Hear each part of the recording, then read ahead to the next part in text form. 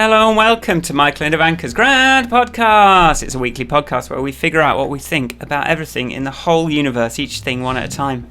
That's what this is. My name's Michael Forrest. And I'm Ivanka Majic. And this week we're going to talk about the life of the creative person and the 4 phases that I saw in this Patreon email newsletter or something or other, where they set out this idea of the phases being fear, hope, grit and glory. And it's something I put into my Changes app as 4 hashtags that I kind of try and reference each day.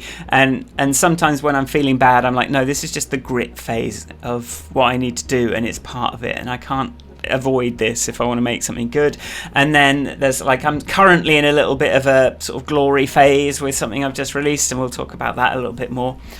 And Ivanka's doing a book. I'm doing a book. I was about to say, well, when we chatted earlier, I was like, I need to get back into the grit phase. And then Michael helpfully pointed out that actually the background thing, I am in a grit phase, but in a thinky grit phase. I think that's being very generous and kind. It's very generous, isn't it? but I was also thinking then about the podcast itself. And yes. I suppose, we do a lot of grit. I think I've got over maybe there's some fear floating around. I wonder if all these things are phases or are they constants where one's dialed up, or is it more like a chart, whoa, trending feary, trending hopey. I don't know. I think if you can, I'm looking forward to this chat though. If you can recognise fear as part of the creative process, I think that's a useful thing to do as well. That's true. That's true. It really does define. Procrastination is basically fear. All these things that we do to avoid, and then those feelings we have when it's like, I'm working so hard and nothing's happening. You just have to remember, okay, Leah, but you haven't released yet. Just wait for the release. But yeah, so let's, with that said, let's get into the title music and see how it's gonna be.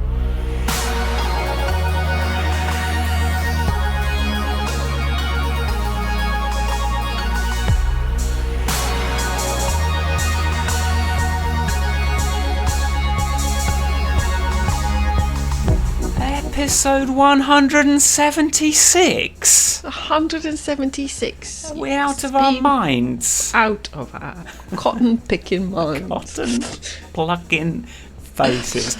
How's it going, Ivanka? I'm good, I think. Yes, I'm a bit sleepy, so I'm trying to not be sleepy. I'm trying to sit up straight and drink my coffee. Today I had a much less hectic start to the day, but still... Because I had a lying, so I went to sleep late because I went out had a cocktail and an ice cream and came home at 1:45. Sugary treats. I was like, I don't want to go to bed yet. No, I must sit up. And everyone else had gone to bed, so I was like resorted to watching rubbish on Netflix. Literally rubbish, in the hope that it would slow me down. But what did you watch that was rubbish on Netflix? Oh, really rubbish. This thing called The Good Doctor. Okay. It's like proper rubbish. Is it reality TV or just like a show? No. It's a show about an autistic doctor. Okay. And they always, it's proper rubbish. It's like reading a trashy novel, but on telly. I have to say, on the subject of phases of this thing, I'm definitely going through this, like last week or so, I'm in total wind down mode. Yeah. I can't really read. Do you know, I don't really want to read. I haven't got the focus. I'm literally right. I did a day's work yesterday, which I really enjoyed. I ran a workshop, and I was able to be on it and focused and doing all the things I needed to do. But I'm spending a lot of time just not doing anything, which is quite nice. Or watering the garden. Yeah, but it's got to be done. It's got to be done. The brain has to recover. Yeah. So definitely in that freewheeling mode. So I'm a bit like that this morning. But we did go to the child swimming lesson. She swims, and then we do 1,000 meter swim in the sea.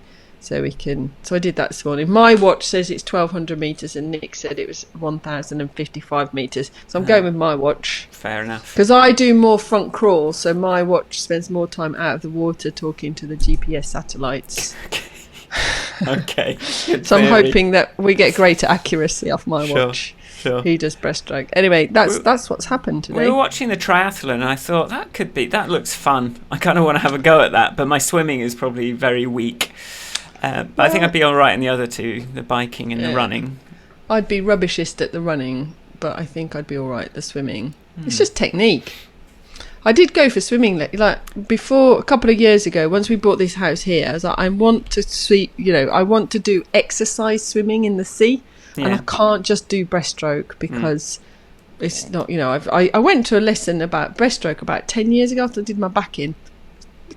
Slight aside here, there's you get Alexander technique for your spine for sitting, and then there's a thing called Shaw's technique for swimming that helps if you've had spinal things. So I went to this lesson with this woman who taught me how to swim breaststroke without straining my neck and my lower back, which was well worth it. You only need like 1 lesson, 2 lessons to tweak your technique. And then for front crawl, because I always feel like I used to always feel like I was drowning when I did front crawl. It was like, and then give up. I went to this lesson in Hove, and this guy just looked at me and went, he said, I'm disappointed for myself because I'm not going to make any money out of you, but it's going to take me about 5 minutes to correct your breathing rhythm. And once somebody shows you what to do, it is actually less physically strenuous to do a swimming stroke, I think. Anyway. Maybe it's because I've just got tiny little hands and feet. No, it's not. It's not something that I don't have you in the filed under Michael. Oh yes, he's got tiny hands. And feet. It's funny. My dad, he's like a size 4 shoe size. So yeah, like I'm like a sort of 7 kind of thing. But he's like, can buy grown-up shoes. Yeah, well, he can't buy his last trainers. He bought some women's trainers. So now his Facebook is all like women's underwear and stuff. Really? Ads. That's fun. Yes. Anyway, yes, that's me. I'm all right actually. How are you? I'm splendid. I went to the Novelty Automation, this Tim Hunkins museum. Like he's all these like mechanical arcade machines that you put a token in, and I did like a nuclear reactor, like do the nuclear reactor in it, and you've got to try and dispose of the nuclear waste without dropping it. And we did like a Pong game where you've got to cycle on these big bikes, which was rigged. Fun. It was rigged. But so all the little videos I'll be playing on the in between things will be from that today. And so that was nice. It was nice to see my friend after the first time in ages. We went to this nice had a nice vegetarian curry. Sharon is still saying I've got a garlic aura around me though. So hopefully that's gone by today, because we're going up to Liverpool to stay in the Titanic Hotel this evening. And for the weekend, just have a little bit of a break. And we've been meaning to go up to Liverpool. It is going to be pissing it down raining. So that's a bummer. Wow. That's the same thing that happened when we came to Brighton, I think, as well. Like we just go somewhere in the UK and it pisses it down. But looking forward to it nevertheless. And and the other thing I released. We cut my hair at the weekend. I did notice your hair, and I forgot to say anything. Which I think it looks like we cut it ourselves, and I was like, I really like this. And then I went to a professional to have my hair cut, and he did it, and he just did the thing that they always do, and I was like, I asked him I tried to recreate it but couldn't, and so I thought, well, let's do it ourselves again and try and figure it out. And so I think I know what it is now. Right. But yeah, it's this weird thing, like they just make my head look all narrow when they do it usually, but I think it was just like we left a lot more hair, so it sort of like looks a bit more, I like it a bit more. Anyway, a little breakthrough in hairstyling. And the other thing was like after a few weeks of working on it, like since I decided, I guess it was my birthday, like that was on the 4th, so when we came back from Rome, I went, right, time to pivot. It's going to be Squares TV. So June, July, it's like a couple of months work, and I've just released the first interview yesterday on squares.tv/Joff. And you can, talking to this Twitch streamer about how he got started and about how, how he built his audience and how he got raided by Limmy and all these things. And it's had a really good response so far, and also sort of marks a change in tack for me, which is be interested in everyone else and stop doing quite so much look at me. But it's kind of great because there's some good look at me embedded in it automatically. So there we go. Let's see.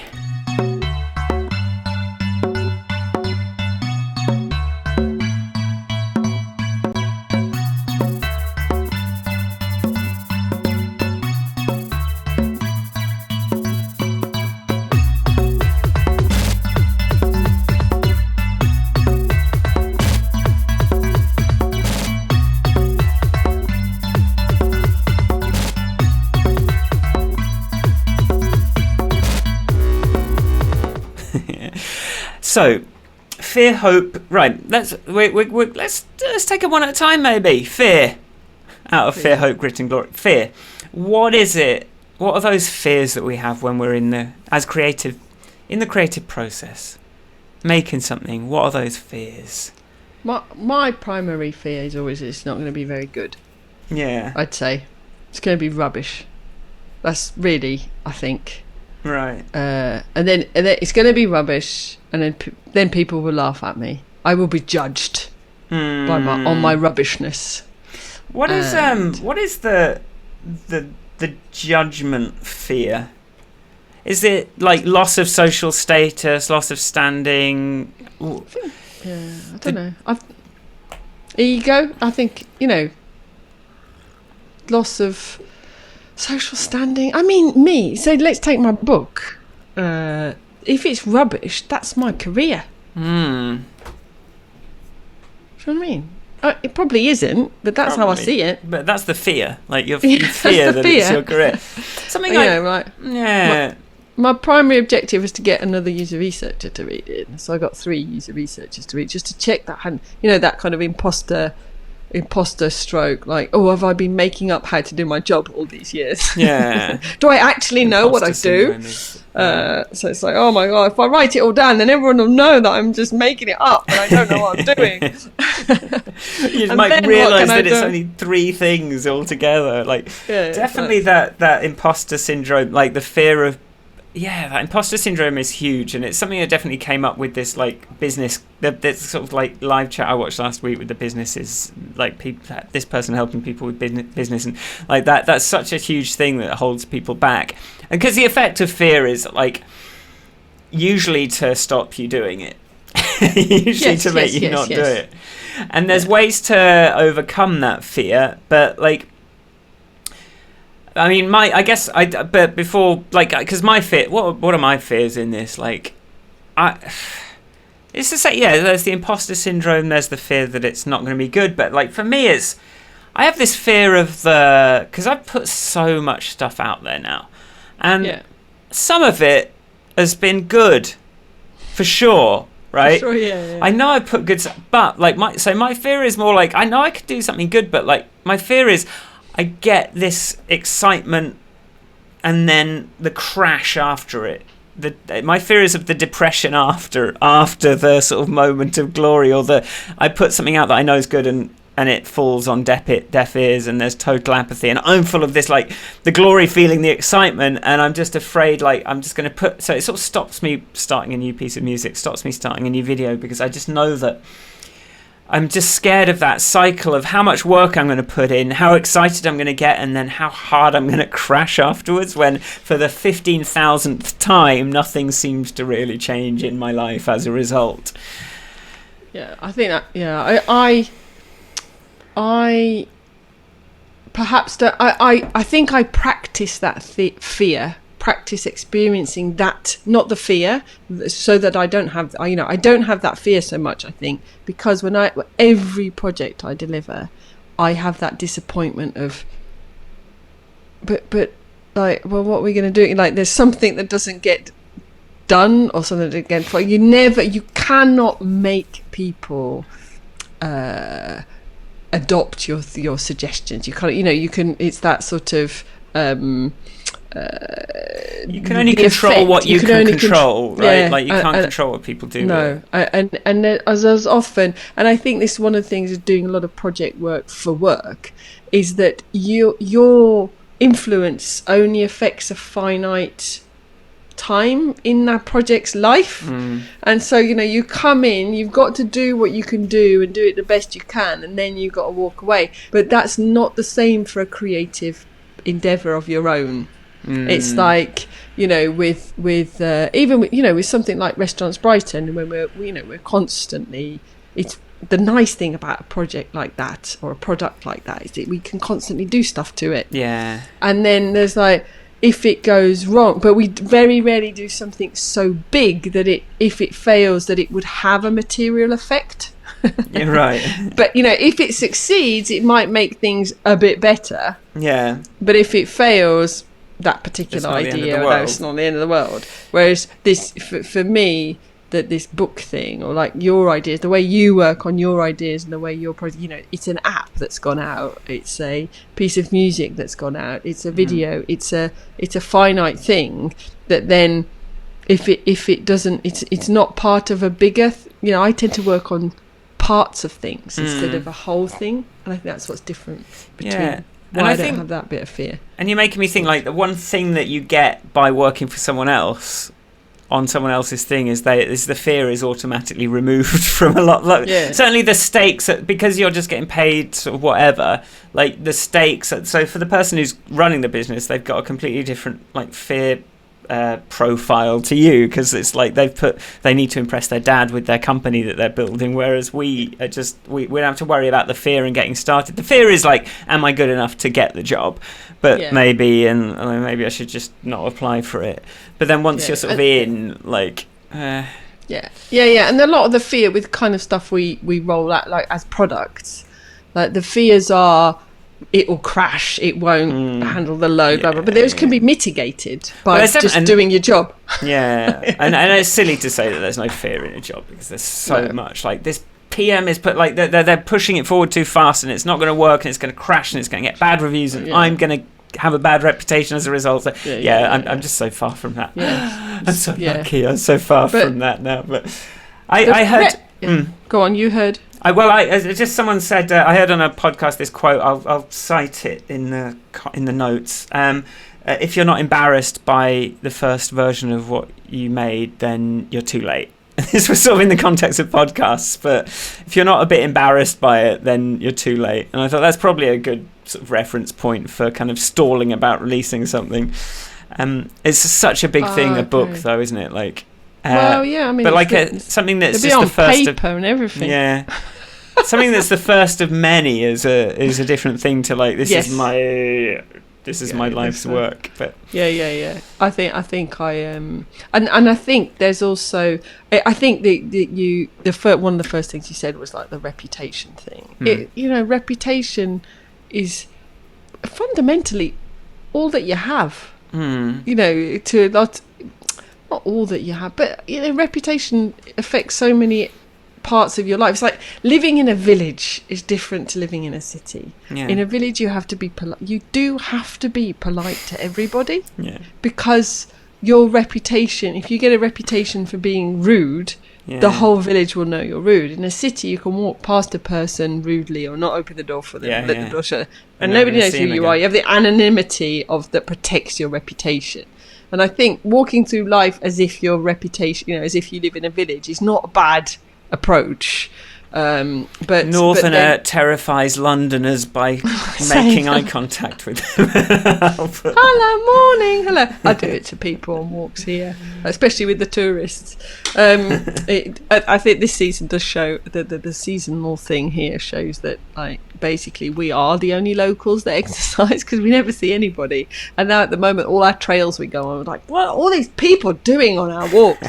But I think there is also, I know this is going to sound a little bit meta, but there's also like the fear of the hope not delivering, or the, you know, like the fear of are your hopes wrong? Yeah, getting your hopes up, or like just, and that's kind of what I was saying, I guess, with the fear that I'm going to get all my hopes up and then nothing's going to happen. So I think it's a similar thing, isn't it? Like, it's a weird. That I'm stupid, that I'm so wrong, that I'm so deluded about what I think I'm good at or what I think I've made, that I have to kind of introspect into my very core to figure out what's wrong with me. You know, there's that sort of feeling, I suppose. I mean, I think with my book writing, I've got this, like, do I translate into a book? Because one of my, even being a user researcher, it's about talking to people. Yeah. It's not about writing to people. You know what I mean? Yeah. So it's like suddenly, like, I remember I had a lunch with somebody who he's now CEO of some ad agency, but we'd worked together much earlier in his career. Went for lunch and he was like, I mentioned the podcast and the blog, and I was like, I don't really, I struggle to write. He said, yeah, but if you read Ivanka, you don't get the full Ivanka experience. Was his. So it's like, and that sort of stayed a bit in my brain as like, I know that one of my strengths is standing in front of a room of people and getting them to buy into what I'm telling them, or draw them into, like, can I do that in writing? So I said that's one of the, I don't know if that's just, is that a fear, or is it self-doubt? And I think this is probably something that the thing that upset you the most about the feedback you got was, like, you're writing in your authentic sort of Ivanka voice as much as you can, trying to, like, achieve what you're good at, and then this person's like nitpicking at that, and that's probably like the rawest nerve he could have picked at, maybe. Yeah, probably, without him realising. or me. It's like, well, I don't like this term. But yeah, it's like and I think it's so I'm still not gone back to it, because I still don't know what tone to write in. But anyway, you'll come back to it. You'll come back afresh, and we've talked a couple of times. And, you'll talk to other people, and you'll figure it out. It's just you got to let your brain do a bit of work. In terms of fear, in terms of I'm wondering if this is a weird thing, because I sort of. Maybe this should go at the end, but in terms of overcoming fear, in terms of, like, beating that fear that's holding you back, I think I definitely have some good sort of techniques for beating that. One is just commit yourself to something. So remember how we started this podcast. It was like, look, we just turn up. We don't know what the podcast is called. We don't know what it's about. We don't know how we're going to record it. Okay, let's figure it out. And we just pressed record. We started and we talked, and we didn't know, like, what it was going to be. And we talked, and the title of the podcast came out of that first episode because we just turned up and did it, and like we didn't give ourselves a chance to get procrastinate or overthink it. We just came in, just said, look, we're just going to do this every week, and so if the first one's embarrassing, fine. But then the way I find it works is the first one is a lot more effort to get the thing ready to go out, but especially if there's a deadline of like 3 days later, there's only so much you can procrastinate on it. So the podcast, like, I pushed that first episode out within a couple of days, whereas this video, which is the first one of a series, that I kind of like, it took me a lot longer to be sort of ready to release that, but now I'm sort of committed to the format. It's like the first one is always difficult, but like once you start going, it sort of just becomes, you can turn up tired, no sleep on a Friday morning, and we can still do a reasonably good episode. Well, I hope. Yes, yeah. It takes less work the more you just get into the habit of doing it. Like an object at rest, like, versus an object in motion. True. Another thing I did, another thing that I found really useful was Tim Ferriss's talk on like fear setting, which I've mentioned before, but I'll link to it again. Just literally list out your fears, and then in a structure where you can sort of go, okay, well, what would happen if this happened? What would I do? Would I be okay? And a lot of the time you can actually look at the fear, go, well, actually the worst case, and then what can I do to prevent that worst case scenario? And it's like, okay, yeah, that's fine. I'm sort of happy to go ahead with this now. And that's how I quit contracting. That's how I said, look, I'm not doing it anymore. Even though I was really scared to do that because of the opportunity cost of, like, it's going to be such a pay cut and it's going to be so uncertain and all this kind of thing. But just sort of just addressing them, just committing yourself and addressing the fears face on, and not like lying to yourself about it is just really important. I think that I think the getting your hopes up thing is the because ultimately we all also know out of experience and practical stuff is that very few things are the end of the world and the end of your reputation. Yeah. That's the reality. It's like when I went on that motorcycle trip with Nick, we took that, and I was like, oh my God, what about my career? I spent all this effort building it up, blah, blah, blah. What about my job? And you go away for that full-on, massive amount of time, have all those experiences. You come back, really, nobody's really noticed that you went. You get back and there are people who are like, oh, you just went on an amazing motorcycle trip, didn't you? You're like, yeah, and they're like, anyway, can you stop what talking happened? about And I was like, it's not even that they say that. It's just like they just fall straight back into, oh, so and so came into this meeting the other day, and do you know what they said? And you're like, hang on a minute, I've just had this life-changing experience. So I think in hindsight, all of these things are just episodes in your life, and you don't even I lived in another country for a year, and it was kind of brutal. And now it's just but I knew it was just going to be. I was like, Sharon, look, I'm going to Germany. I'm sorry, I don't know. I've just got to do this now. It's just like it's going to be like nothing. Like a year is going to go by like nothing. Just watch. Like it's not and in hindsight, it's going to seem like a much smaller thing. It seems huge when you're before it, but like in hindsight, you just know it's just going to be a thing that and I but you get something out of it, and it sort of takes you forward. And it's what I'm living off now is something that came out of doing that. But like it's yes, press F6.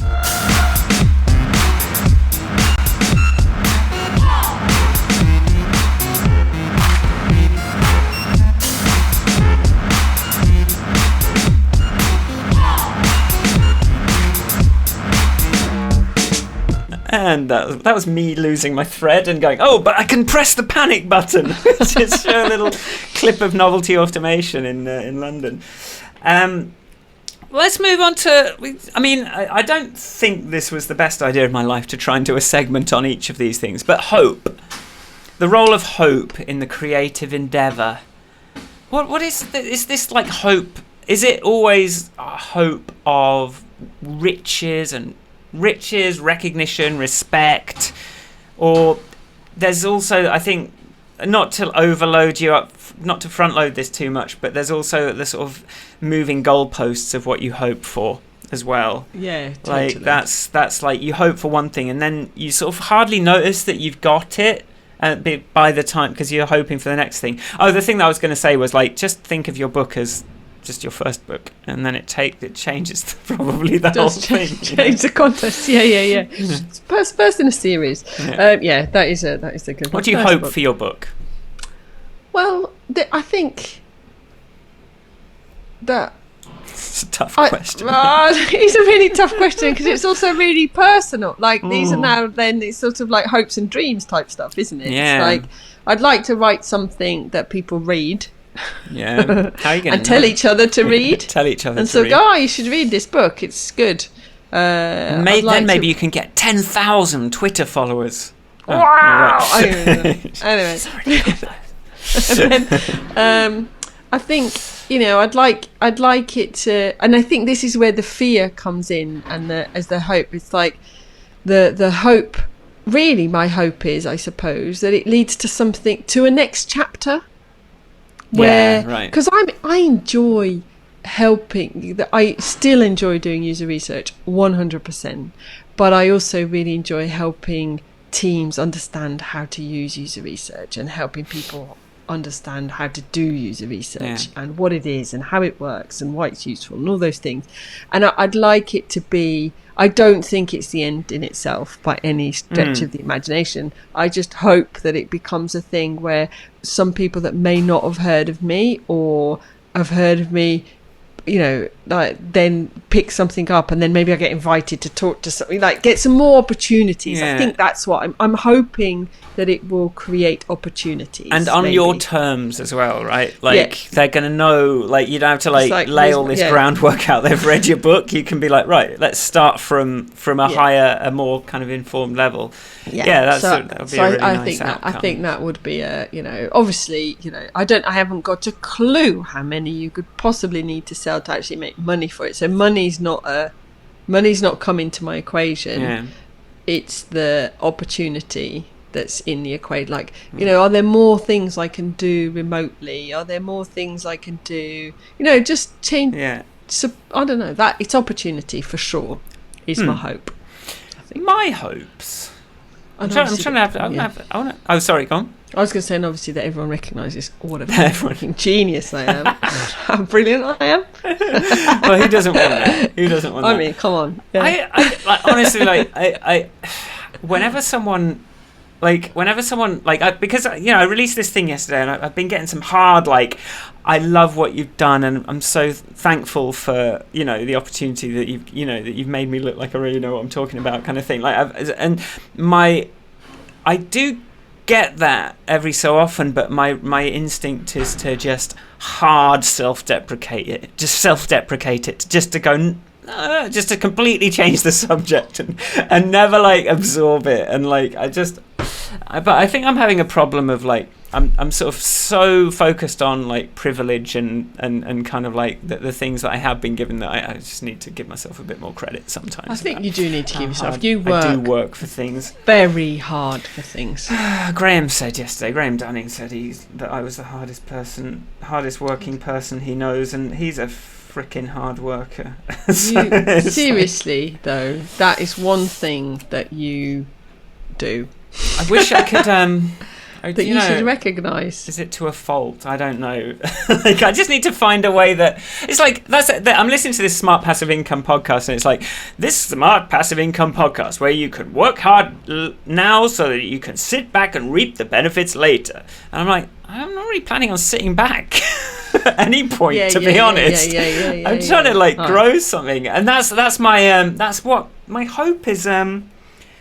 My hope 2 years ago was that I could have what I have now, right? That I could not work for anyone else, not have to deal with anyone else's nonsense, not have to like just, I don't know, optimize a checkout flow on someone else's, you know, hotel booking app.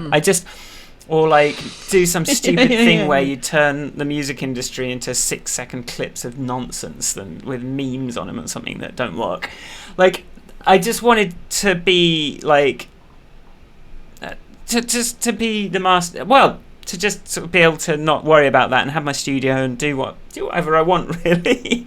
And now of course the goalposts have shifted, and I'm kind of okay. I wish I had a bit more. I mean, I've worked really hard on something that has not gone anywhere, but it's all a lot of learning. So now I'm working really hard on another thing that may or may not go anywhere, but who knows? It feels like it's a lot more aligned this time. This is connected. They're not two parallel things. Yeah, like all the digital marketing stuff, I've just had to learn from scratch, and I've had one, and you learn by doing, and I've done one whole cycle of it and figured out how to do it, and learn loads more, learn what to look out for, found the sources of information. So like I've learned so much from just that, even though it didn't really go anywhere.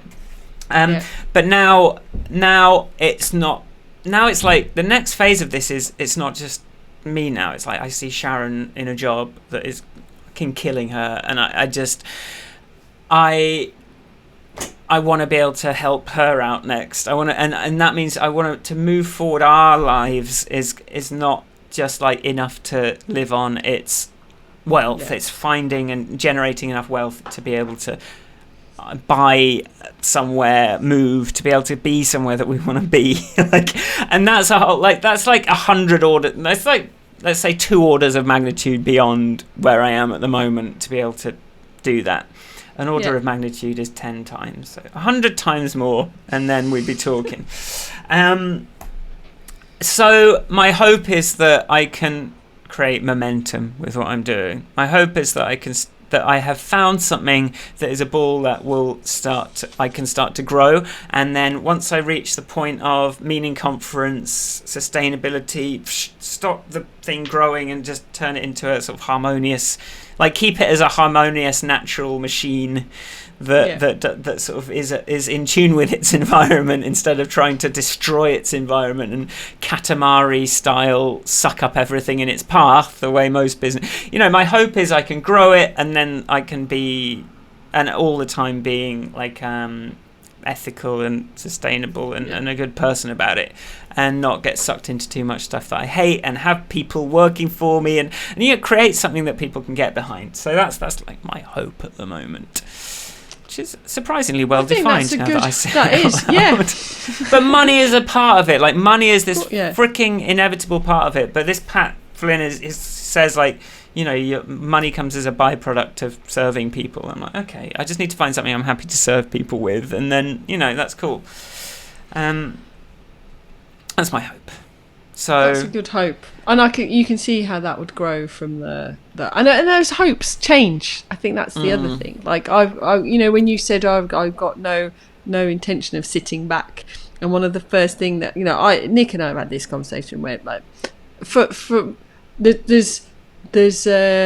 I enjoy what I do, and so I enjoy fiddling around stuff. So it's like I can't imagine myself doing that retiring thing. Yeah.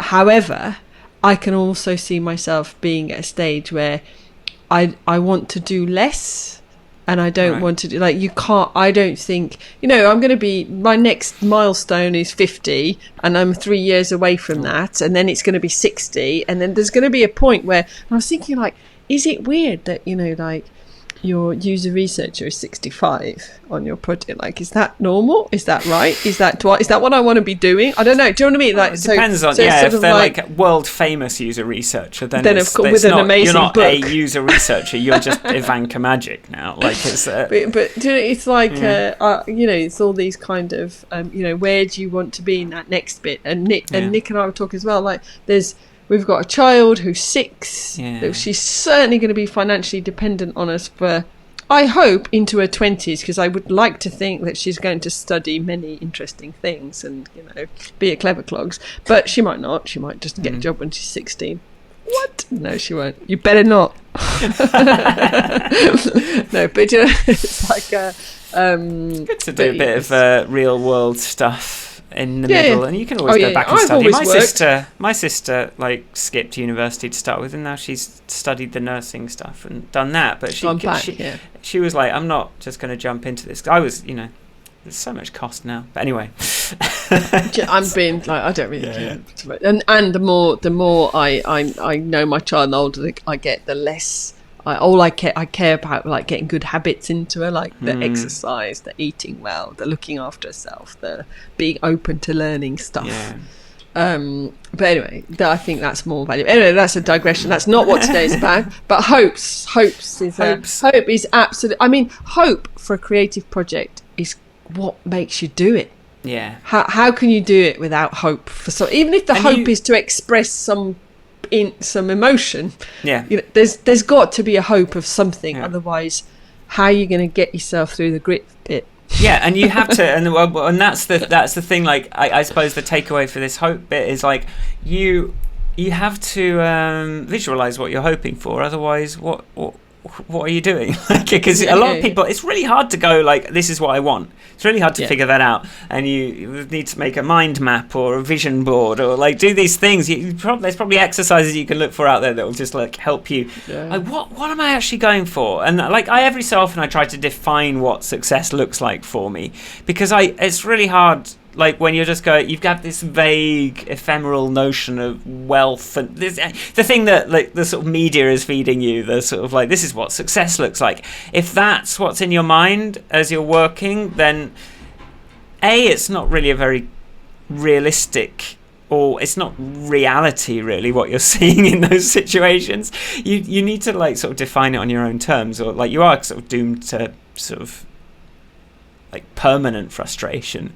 Yeah. And if you can sort of, set some smaller milestones along the way, and small hopes are good. Like, but sometimes, I think I need like a hope between my 100x glory things and my 10x. I haven't really got like what's in the middle of that, except like just grow and hope it. The hope is something goes super viral and like just automatically makes me millions of pounds, and all I did was I just made this one thing and it took off. It's like you're looking for those things. I will I don't know if this has done it yet, but I will just mention at this point. I don't care if this episode goes really long, by the way.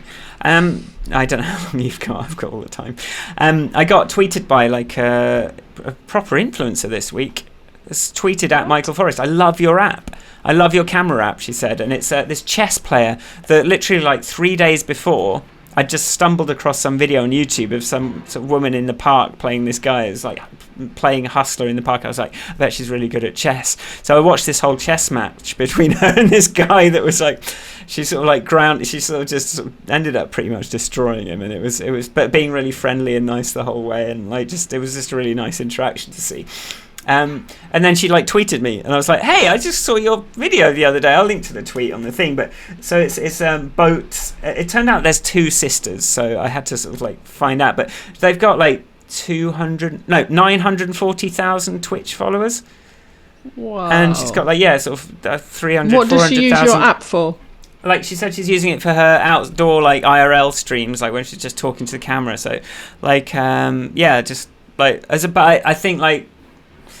I want to see if that's actually driven like any traffic to anything, like, but she filled in the thing and like it said like, would you be willing to, would you recommend this app to others? And she put maybe, and I was like, hey, you said you loved the app. And then I was like, I suppose for you to recommend it is a different sort of thing to most people. Will you recommend it to 1 million people? Maybe, if the money's right. But yeah, so that was I don't know. That was something I was hoping for, and then it just randomly happened this week. I might say my hope is now, can it be from something I did, like a bit more directly? I don't know.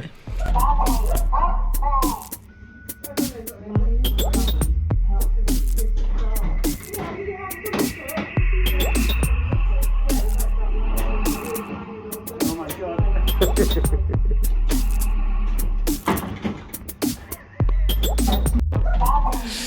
I just got I just got anal probed by an alien. At the novelty automation place. That's novelty. That later. My AO cat says, "What's that?" That's novelty automation in London. It's a Tim Hunkins thing. Right, grit. If there's one thing that like has been making the clouds seem grey for me the last couple of has been that has been like made reminding myself that I'm in a grit phase has made me feel a bit better about it. But those days when it's like I'm doing so much work and my numbers are the same every week, nothing's changing, it's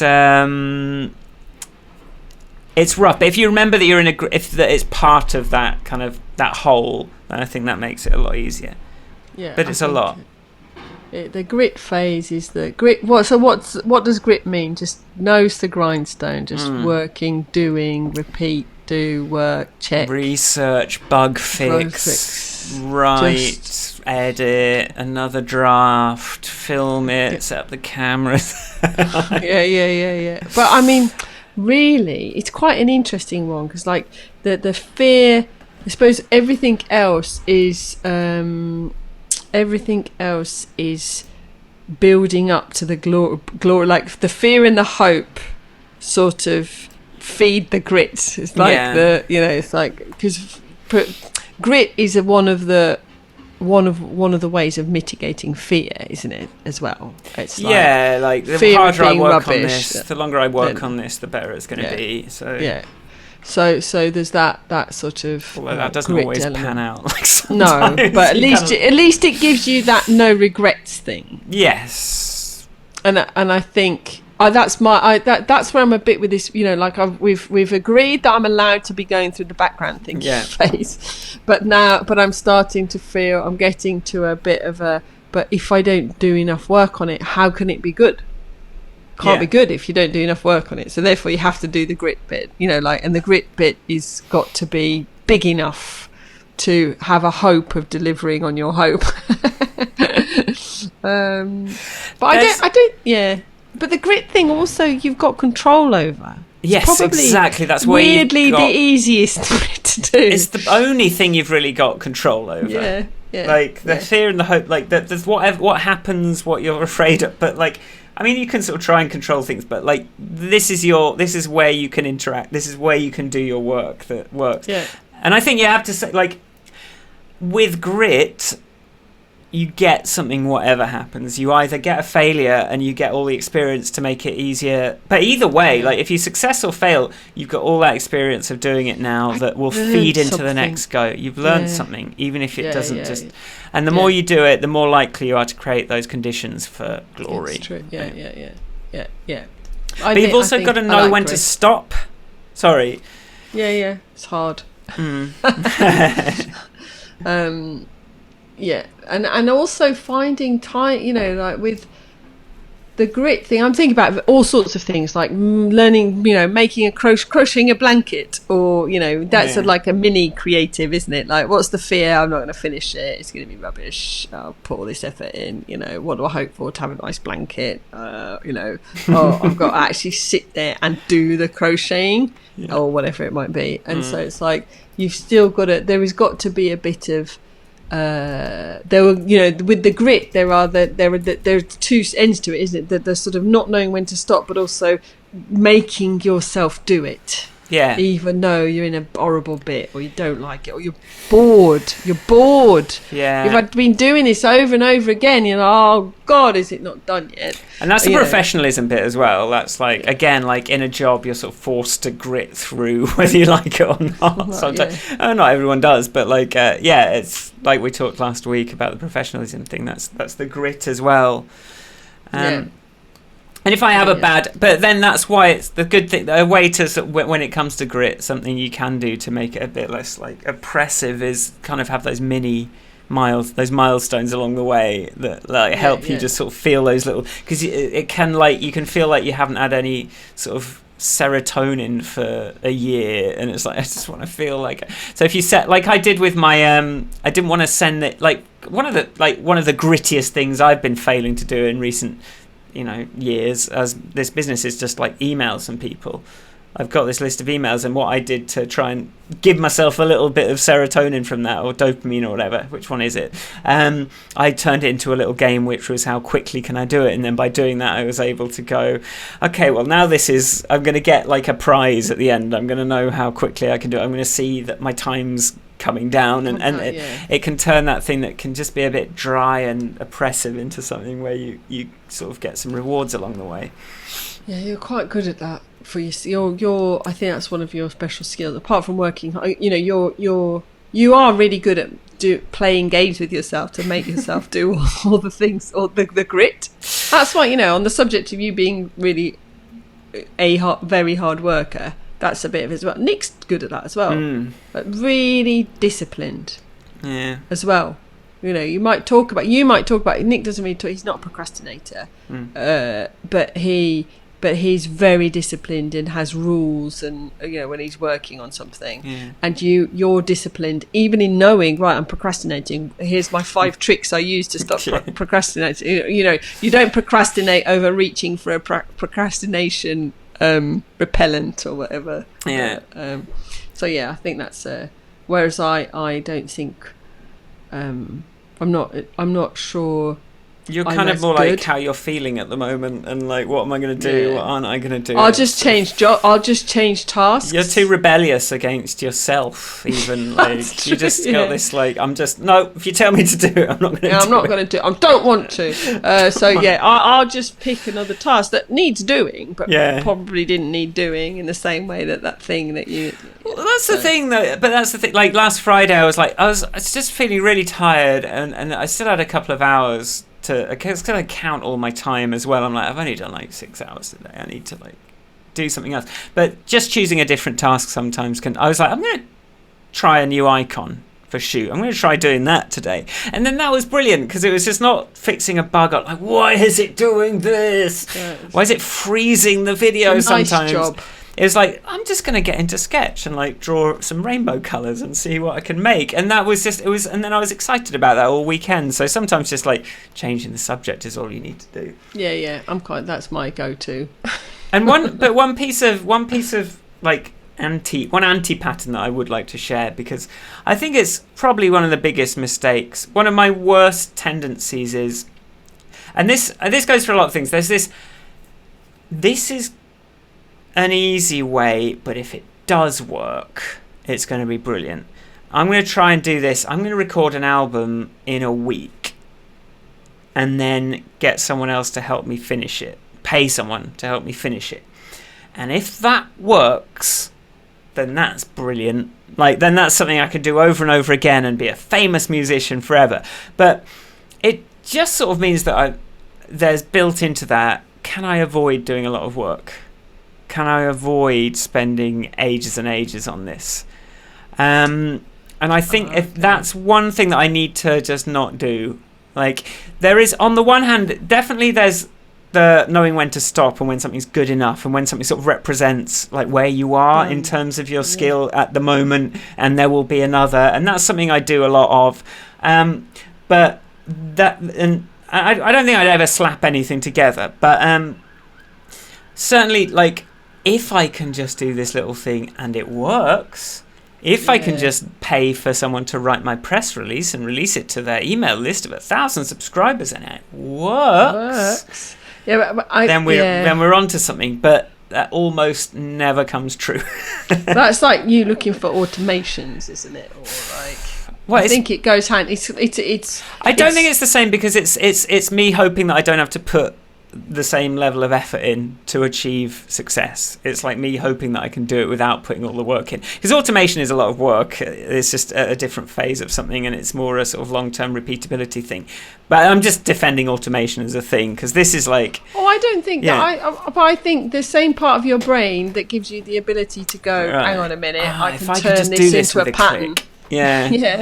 Then I think it's kind of. Do you see what I'm like? Sorry, defensive Michael kicked in. I apologise. But no, I think it's a skill that in some circumstances serves you very well. In others, perhaps doesn't. Because not everything necessarily needs to be turned into a pattern, into a click, and it's definitely art, like definitely music, like that whole thing of like. Definitely, like a video or a piece of music or something like this is, and that's what's good about a podcast, is there's no way of automating speaking for an hour. No, that doesn't work. No. So, but it's like a light enough touch that it's not like so much effort that you can only do one every 6 months. But like a piece of music, like, I mean, the problem is the more it requires just like specific things, and you can't just use something you've used before, and if you do, it's really obvious, or it's just like people feel it. But what do I want to say? The trouble is, like, you can overproduce it, you can overcook it. So like, and this is my fear with putting too much grit in, that I just know when I've ruined things when I was younger by like over gritting it, and like actually finding that, like, so I don't like don't like overproduce it, don't overbake it, but also don't try and like get away with not doing very much at all. Yeah, it's true. It's not easy. Maybe that's How do you know? How do you know when you've done enough? Like, it's you just have to like remember that maybe you should be a little bit embarrassed about it, and remember that it's just the first one. But I think it's like the point at which it represents a fair representation of your ability, rather than like what someone else could do. If you're comparing yourself to other people, it's just, you got to get there. It's going to take time to get there. I think that's going back to the hope thing. The thing about allowing the hopes to be dictated at you, or by somebody else or from somewhere else. If they're not your hopes, truly your hopes, whether they're less or more or whatever they are, then they're not going to deliver. And it's the same thing. It's like our first podcast episode. I remember listening to it with Nick and going, well, I'm not embarrassed by that. So therefore, let's put it out. It's like maybe, and I think there's still a conversation to be had around the podcast of like, are we? Well, I think we spoke about it the other week offline. It's like, what would more grit get us? Yeah. And we don't really have a vision for it, do we? It's like we're just doing it because we like doing it, but we don't really know what the next. No. And it's like, what would be the next level? I don't know. I don't really care how many downloads there are. Not really. It's more about the interactions you get as well. And then the trouble is, a lot of the interactions we do generate from this podcast are quite hard work. So it's sort of like, I don't know what it would be. But we're quite far in, so I'm going to play my last clip, and then we'll just do a short little glory segment, and then glory. Let's wrap it up.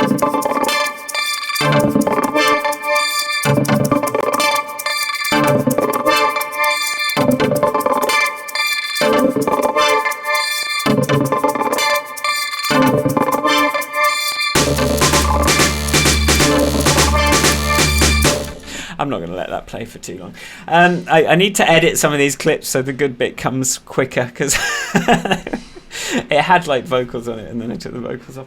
Right, glory. Glory is a strange thing because it's kind of the idea, isn't it? And I think it's important to experience it, isn't it? When you do have some success, it's important to, I don't know, get a tattoo of it.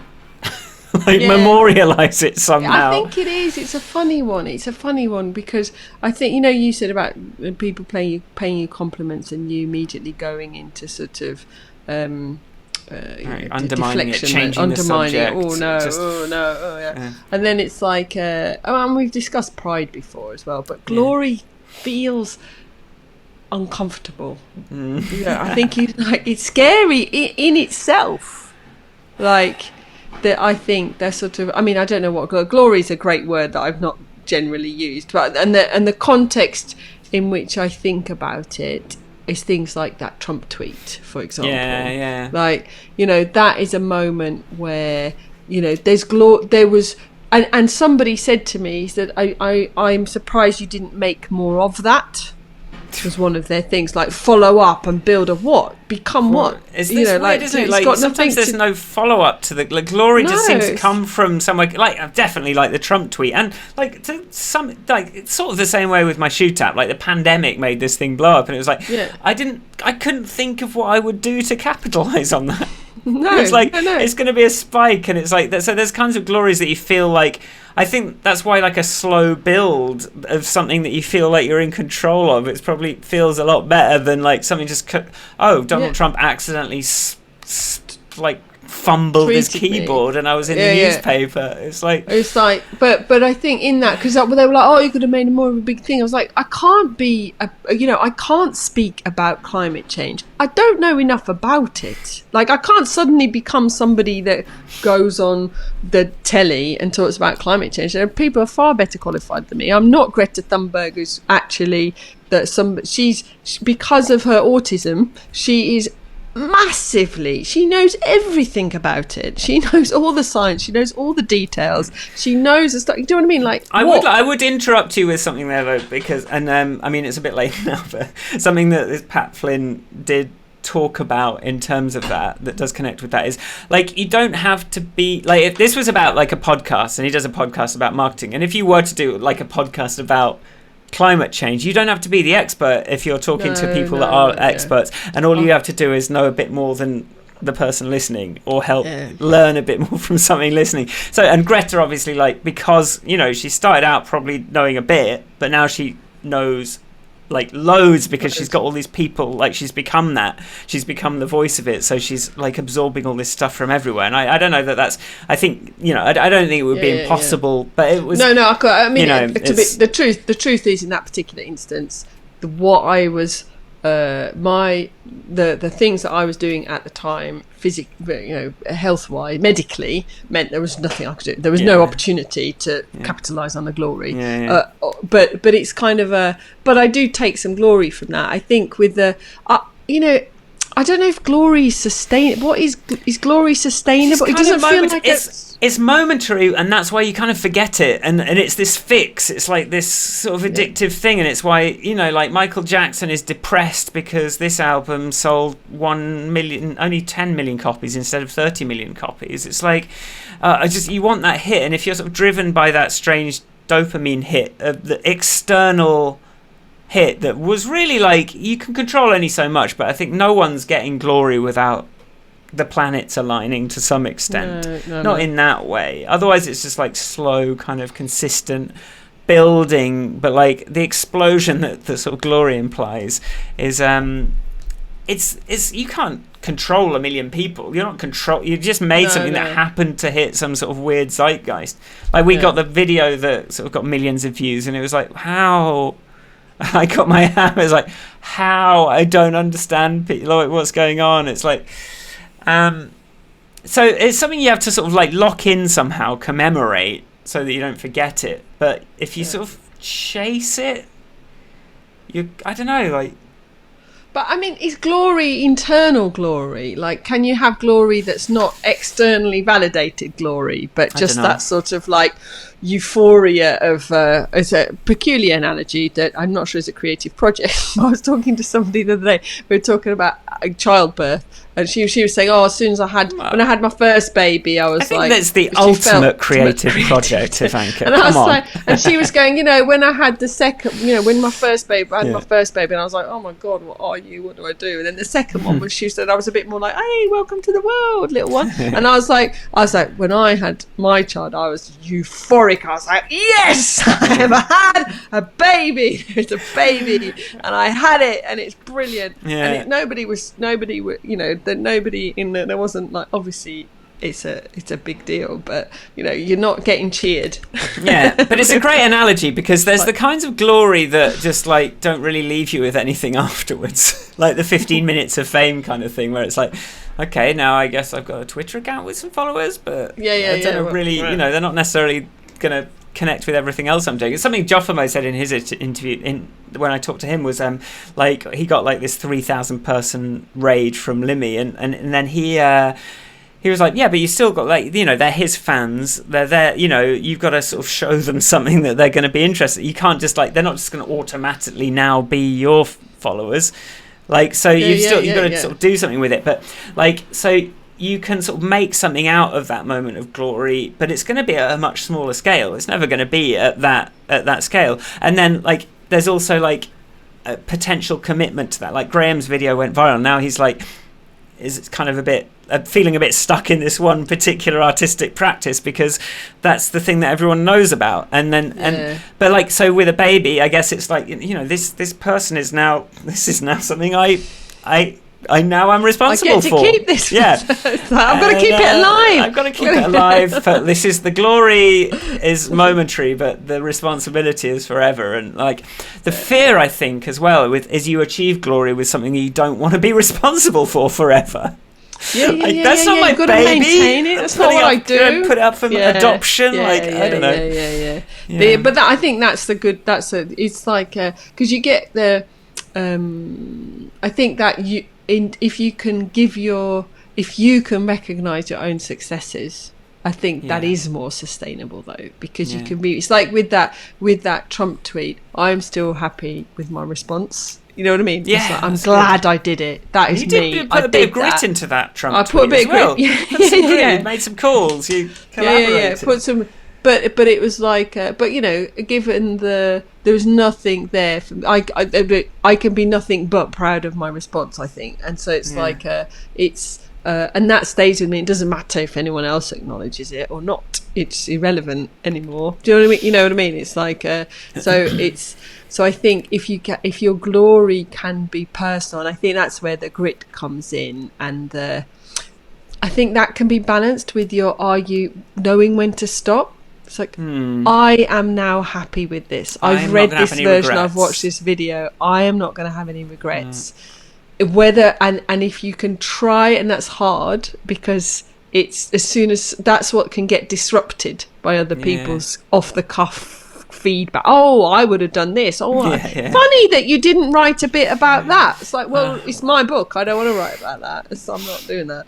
That's not what it's about. So it's that sort of like, if you can be, have it as an internal thing. I'm pointing at my chest constantly, but it's like, if the glory and the recognition, at least a good percentage of it can be your own, then that's much more, I think, powerful. It's much more useful. Sure. And I think what I'm going to take away from this is something like, I need to like figure out what my celebration ritual is. I need to figure out what my thing is that I always do when I'm having one of these to commemorate these things. Because I like tried like because I had a really successful video last year. It's fucking July now. It's 27th of July, 24th of July, 2020. I printed out some of the Facebook posts people wrote and sort of put it up because I was like, I need like a wall of like stuff so I feel like I'm building like, and I think the tattoo is a really good one, to be honest, but I'm probably not going to start getting tattoos. People tattoo their dates of their child's birthday, right? like Yeah, like birthdays all sorts of things. I remember like the podcast, the worst podcast of all time, or whatever it's called. Like they watched this Adam Sandler movie like 1,000 times, like 52 times or something every week, the same film, and then at the end of it, like they got a tattoo like matching tattoos to commemorate, and it's like, I think that's a good idea, but I need something like, I need to figure out like, is it we just go for a special meal, or is it like a buyer thing for a collection? Like I've actually put in my I'm just going to put that today in my admin list. Think about how you're going to like celebrate these things so that you know each time you do have a success that it doesn't just like disappear into the sort of ether again, and you forget about it next time. You're in the sort of the grit and just feeling like you're working really hard and nothing's happening, because it's like, oh no, here we go, that's my little trophy cabinet. Trophy cabinet. Olympic medal. Get Sharon to crochet you something like a victory mushroom every time you have a victory. Sharon gives me one of her mushrooms every time I have a success.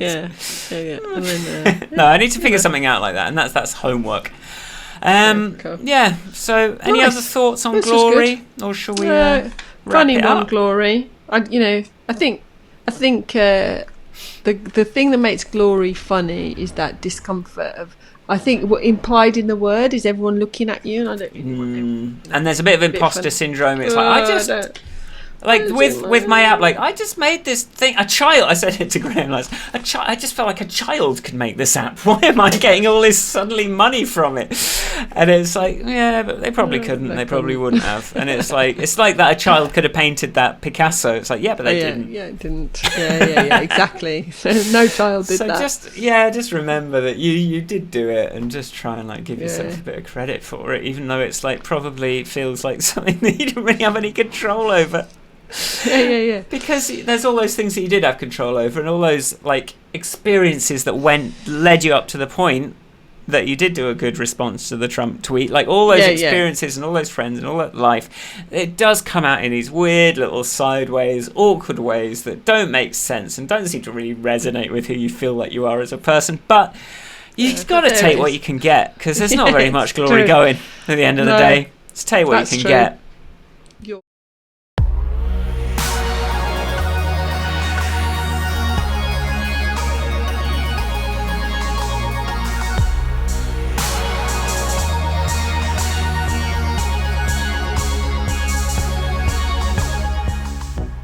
Thanks for listening. If you like the podcast, come to grampodcast.com and subscribe.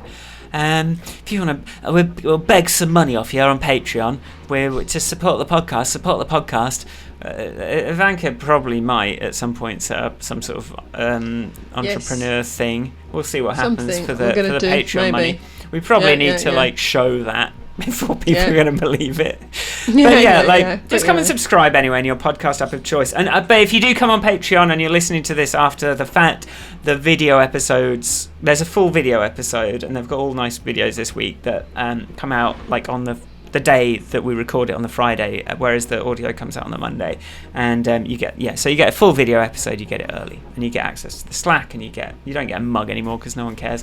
My AO cat says, very fun listening to you. Thanks, my AO cat. Thank you so much for hanging around, because we're live on Twitch as well on Friday mornings. Where can people find you on the internet, Ivanka? As if it wasn't obvious. People can find me at Ivanka on Twitter. At Ivanka on Twitter. And Ivanka.blog is going to happen. Yes. Yes. You're going to have to I'll sort update out your, it. So I'm going to have to presents once this book I've got comes out. some work to do. Yeah. So much work. Boring. So at the moment, I'm just going swimming. So no, it's I'm growing summer holiday tomatoes. time. Summer It holiday is time. summer holiday time. You can find me at Michael Forrest on Twitter and many other things. And please come to squares.tv. There's a new interview up there with Joffamo that I just released this week. I'm very happy about it. He's very happy about it. People are sharing it. Come to that. Help. This is my new thing. It's basically... I made this app, but I want to sort of like talk to it because everyone's doing something different with it. I've got drag shows. I've got like a teacher doing education. I've got people running their online businesses. I've got chess players, world famous chess players, you know, all these different people using the app, and I just want to talk to them and meet them and find out what that DJ I'm talking to next week that does these really like high value, I think you'd quite, it's like this house music DJ that I'm going to be talking to next week. So come and have a look. Squares.tv. Also, I was paid a bit for that domain name, so come on. I'm excited. Cool. All right, okay. And then I think that's about it for this week. It's a long one. Hope you liked it. Hopefully you enjoyed that. I'm trying to incept the way the slow-mo guys are. Hopefully you enjoyed that episode of the podcast. And we will see you next week. Bye.